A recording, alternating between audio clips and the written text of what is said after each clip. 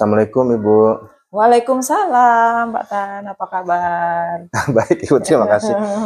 Ibu, Pak Tantan berterima kasih Ibu Iya. sudah meluangkan waktunya untuk kegiatan ini. Dan sebagai informasi Ibu, barangkali ini adalah bagian dari pendidikan saya. Iya. Yang harus saya cukupi. Iya. Dan mohon maaf sebelumnya apabila kegiatan ini bentuknya wawancara. Bukan apa-apa. Iya Ibu. Saya akan bantu semampu saya. Siap.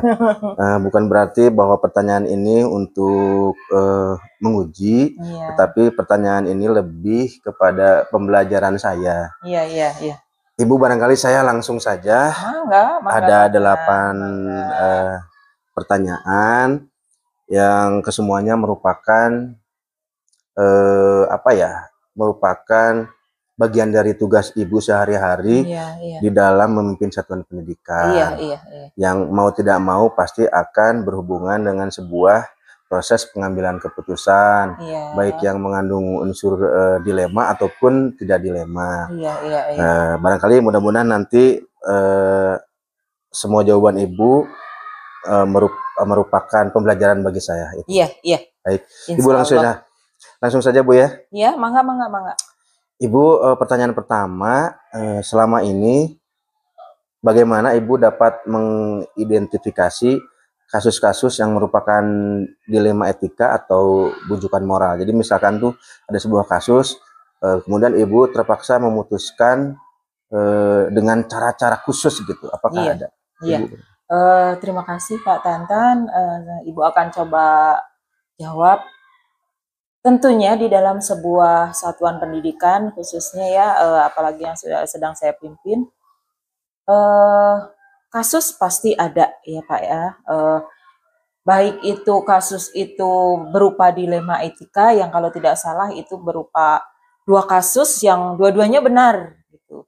Dan kasus yang merupakan 1 benar dan 1 salah gitu. Nah, bagaimana kita mengidentifikasinya? Kemudian pastinya kita akan menghubungi pihak-pihak yang terlibat. Ketika kita menghubungi pihak yang terlibat, baru nanti kita identifikasi ini kasusnya yang benar dengan benar atau benar dengan salah itu. Baik, terima kasih Ibu. Langsung ke pertanyaan kedua. Iya, mangga. Selama ini bagaimana cara Ibu menjalankan pengambilan keputusan di sekolah, terutama untuk kasus-kasus di mana ada 2 kepentingan yang sama-sama benar atau sama-sama mengandung nilai kebajikan. Jadi sebetulnya ketika kasus itu kemudian dilaksanakan pun benar, tidak dilaksanakan pun sebetulnya mah benar gitu. Iya. Pasti itu sebenarnya satu pengambilan keputusan yang lumayan susah ya Pak ya, dengan dua-duanya benar gitu. Tapi kita kembalikan bahwa segala sesuatunya, apalagi di sebuah instansi, kita kembalikan mungkin ada aturan yang mengikat. Kemudian selain aturan, kita harus berpihak ke yang banyak manfaatnya. Jadi ketika keputusan itu kita ambil, apakah ini memberi banyak manfaat, terutama bagi peserta didik tentunya. Seperti itu mungkin salah satunya. Terima kasih Ibu, luar biasa. Iya.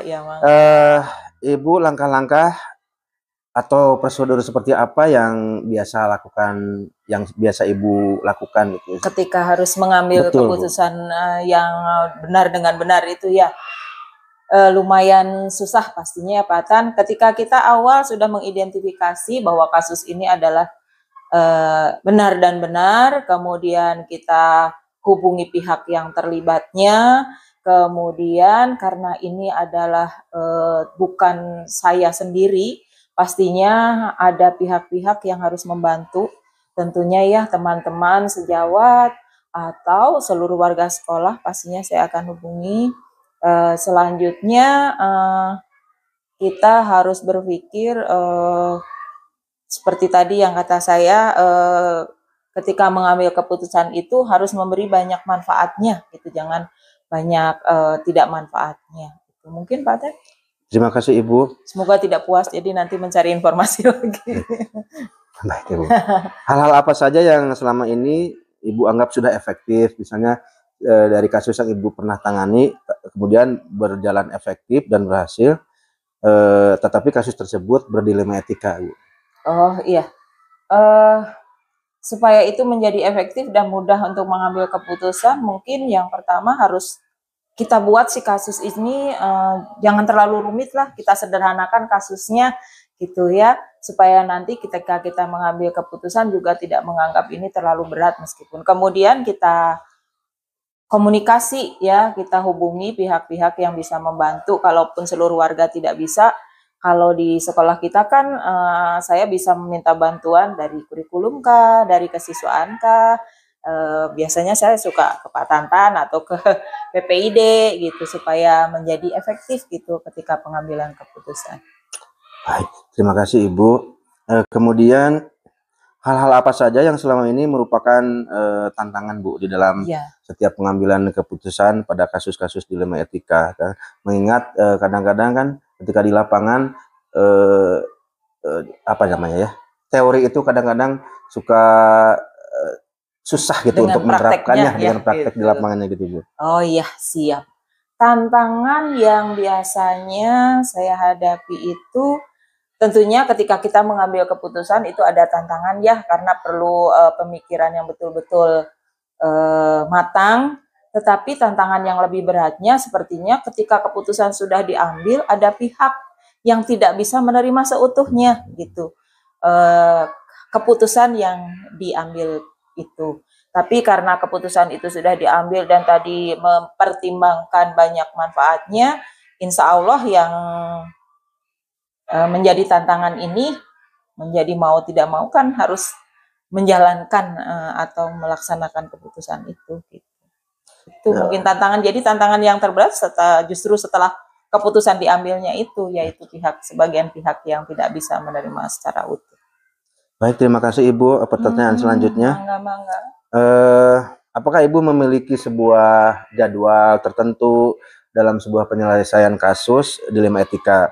Misalnya mungkin di lapangan itu kadang-kadang kita menghadapi agenda kerja yang lumayan padat, kemudian di dalamnya ada beberapa kasus yang menurut identifikasi adalah dilema etika. Iya. Nah, Ibu, pertanyaannya barangkali apakah ada jadwal tertentu untuk menyelesaikan kasus ini untuk bisa diselesaikan secara efektif dan tepat gitu, Bu?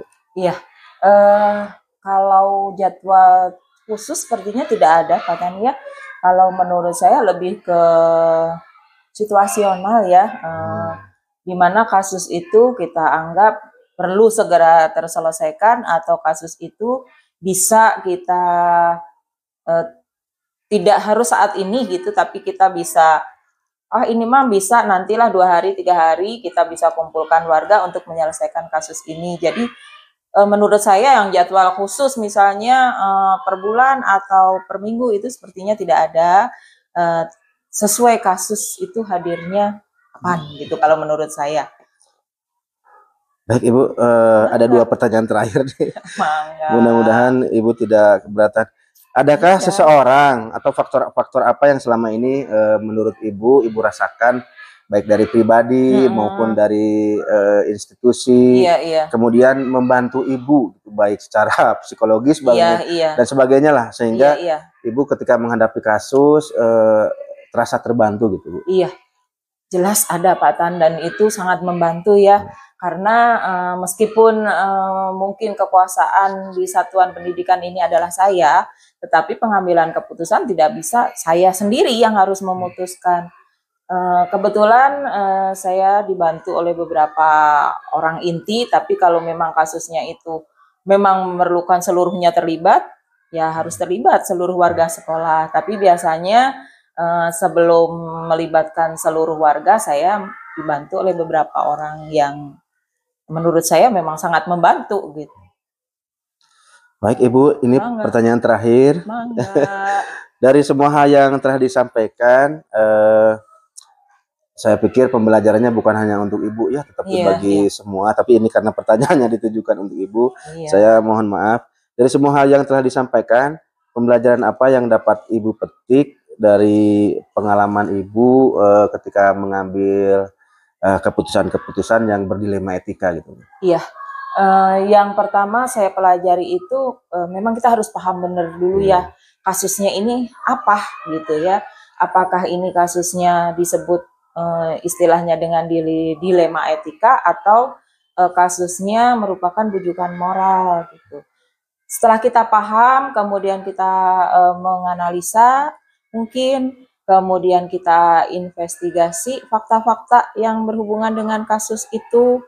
Selanjutnya pihak yang harus membantu menyelesaikan kasus itu juga merupakan satu pembelajaran yang menurut saya harus betul-betul diperhatikan gitu, karena tidak bisa kita asal minta minta pendapat atau minta bantuan orang sementara tidak paham dengan kasus yang kita hadapi. Itu jadi pembelajaran yang amat saya pelajari itu. Kemudian mungkin yang tidak kalah pentingnya adalah ketika kita mengambil keputusan harus berpihak kepada kepentingan yang memberi banyak manfaat itu ya.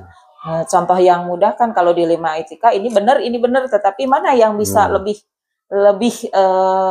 banyak peluang manfaat baiknya gitu. Itu yang bisa saya sampaikan. Semoga membantu tugas Bapak dan lancar ke depan. Amin. Terima kasih Ibu atas semua jawabannya. Iya. Kemudian saya pikir memang apa yang Ibu tadi sampaikan sebagai jawaban memang nyata adanya, karena memang saya juga ada di bawah bimbingan Ibu. Jadi saya merasakan betul bagaimana yang saya garis bawahi barangkali keberpihakan Ibu kepada anak-anak. Terima kasih Ibu atas semua jawabannya. Lancar ya Pak Tan ya. Amin, amin. Hatur nuhun. Semoga bisa membantu. Amin, siap.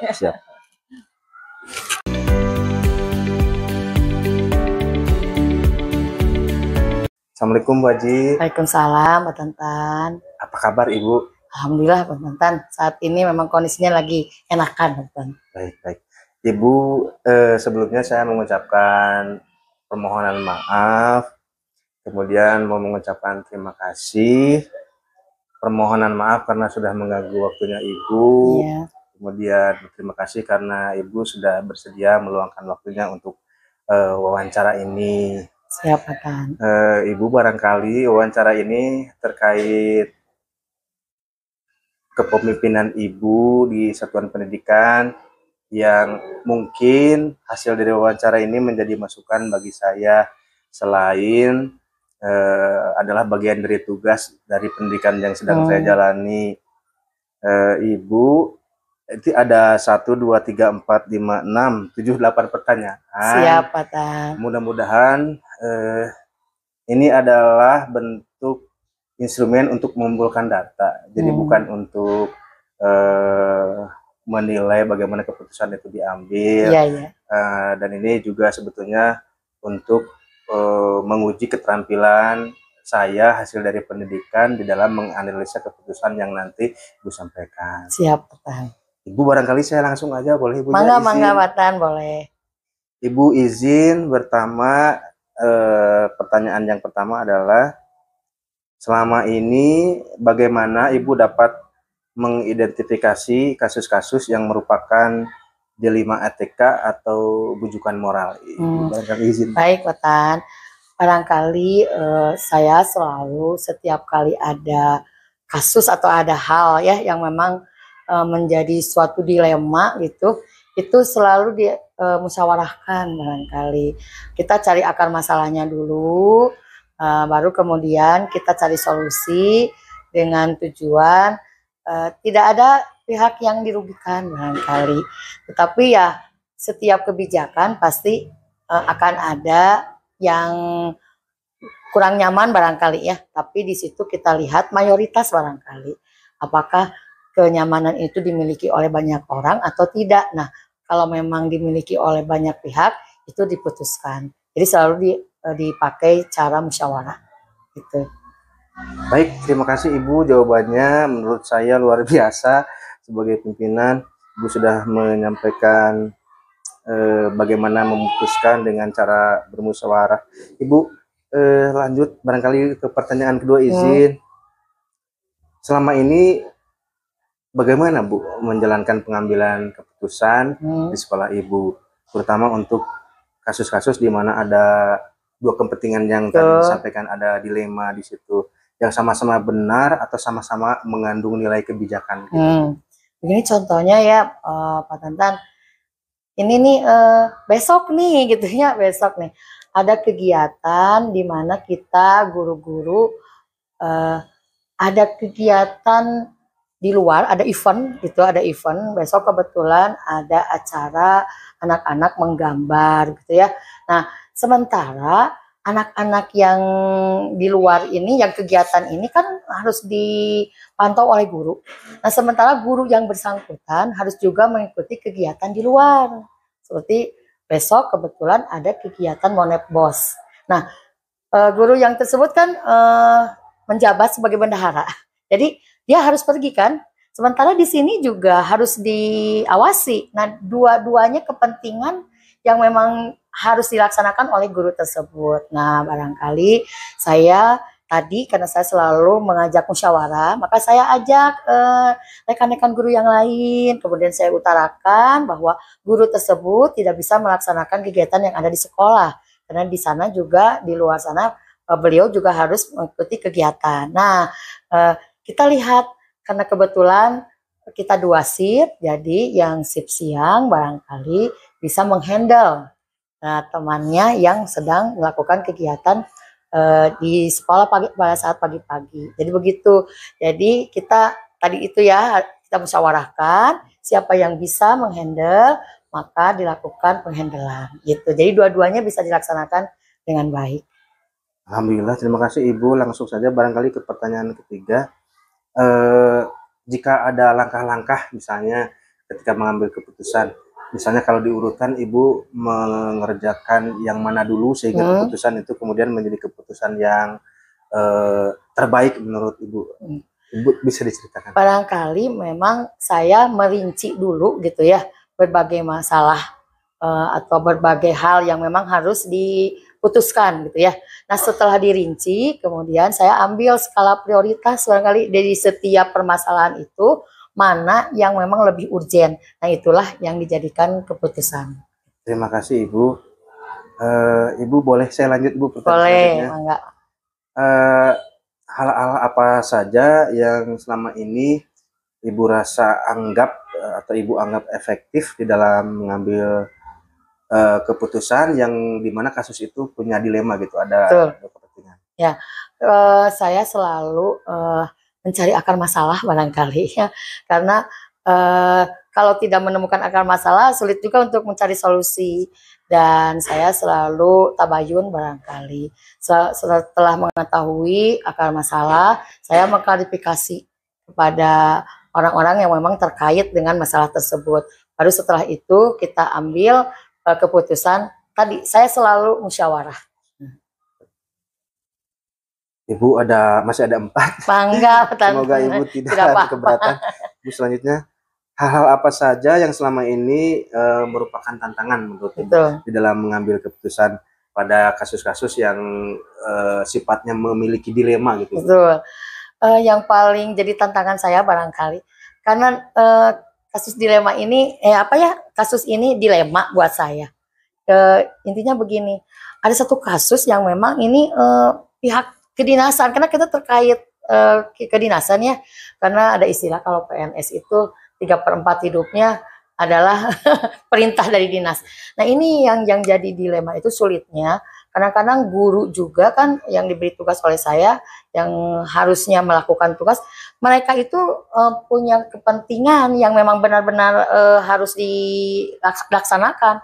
Tetapi kita terbentur dari, tadi yang sulitnya itu adalah berkaitan dengan pihak kedinasan. Nah, saya selalu menimbang-nimbang mana skala prioritas. Jadi yang paling sulit itu yang sudah menjadikan tugas dari pihak dinas itu yang menjadi dilema buat saya gitu. Kadang-kadang sulit untuk untuk memutuskan suatu keputusan itu. Baik, terima kasih Ibu. Selanjutnya, Ibu, apakah Ibu memiliki jadwal tertentu Bu dalam misalnya menyelesaikan sebuah kasus yang ada dilemanya? Apakah Ibu langsung menyelesaikan di tempat atau misalnya punya rangkaian waktu tertentu untuk menyelesaikannya, atau bentuk prosedur apa kira-kira yang Ibu jalankan gitu Bu? Barangkali kalau jadwal khusus ya dijadwalkan begitu ya, tidak juga Pak Tantan, tetapi saya itu selalu mengambil keputusan lihat dulu kondisi atau lihat dulu masalahnya. Kalau memang harus diselesaikan pada hari ini, pada jam ini, kenapa tidak gitu? Jam ini harus selesai. Tapi kalau masih bisa ditunda dulu, maka dilakukan di lain waktu begitu. Jadi tidak ada penjadwalan lah. Baik, terima kasih. Ibu, adakah seseorang atau faktor-faktor yang selama ini mempermudah atau membantu Ibu di dalam mengambil keputusan dalam kasus-kasus dilema etika, mungkin baik dari intern sekolah, di luar sekolah, ataupun di lingkungan pribadi Ibu, barangkali Ibu? Tentu saja ya Pak Tan, kita selalu memutuskan itu tidak bisa dari diri sendiri. Pertama, yang paling utama sekali itu dari keluarga, dari suami. Sehingga apapun masalahnya saya suka selalu bercerita dengan suami. Karena kebetulan suami juga punya profesi yang sama, yaitu guru. Sehingga beliau juga mengerti, memahami tentang kondisi sekolah. Yang kedua, saya juga suka melibatkan teman kinerja saya. Baik itu di dalam, yaitu dengan para guru-guru maupun dengan sesama para kepala sekolah gitu ya, dengan tujuan tidak berarti mengeluarkan aib sekolah, tetapi kita bersharing ria gitu ya, barangkali ada masukan-masukan dari mereka sesama teman kepala sekolah. Atau juga mungkin ya kalau terlalu ngejelimut banget kita juga ke pengawas bina, barangkali secara tidak langsung kita menceritakan walaupun tidak pada fokus dari permasalahan, tapi kita berbicara tujuan yang paling jauhnya lah gitu ya, secara globalnya. Jadi mereka juga atau ibu pengawas juga kadang suka memberikan arahan-arahan. Terima kasih Ibu. Ini barangkali pertanyaan terakhir, semoga berkenan. Ibu, dari semua hal yang telah disampaikan, izin saya bertanya, kira-kira pembelajaran apa yang bisa Ibu petik dari pengalaman ketika Ibu mengambil keputusan pada kasus-kasus yang ada dilemanya gitu Bu? Pertama, barangkali ya kita harus berkepala dingin itu ya. Kemudian yang kedua, jangan memihak pada salah satu orang gitu ya. Dan yang ketiga, kita skala prioritas, barangkali masalah mana yang harus didahulukan diselesaikan. Itu barangkali Pak Tenan. Mohon maaf sekali jawabannya apabila kurang berkenan. Terima kasih banyak Ibu. Saya sangat berterima kasih atas semua jawaban Ibu. Ini adalah masukan bagi saya, dan kenapa akhirnya saya memutuskan untuk bertemu dengan Ibu, barangkali karena saya menganggap Ibu adalah sebagai idola saya di dalam memimpin. Jadi saya menganggap bahwa Ibu lah yang pantas untuk menjawab pertanyaan terkait keputusan yang katakanlah memiliki dilema. Karena mau ada dilemanya atau tidak, menurut saya selama ini Ibu sudah menunjukkan sebagai pemimpin yang luar biasa, dan saya sangat berterima kasih. Nuhun pisan Pak Tantan. Mudah-mudahan apa yang telah diutarakan itu memang bisa membantu melancarkan apa yang Pak Tantan sedang kerjakan. Amin, terima kasih Ibu. Barangkali saya izin pamit, dan terima kasih sekali lagi atas waktu dan kesempatannya, dan tentu saja atas jawaban-jawabannya. Siap Pak Tantan. Assalamualaikum warahmatullahi wabarakatuh. Waalaikumsalam warahmatullahi wabarakatuh.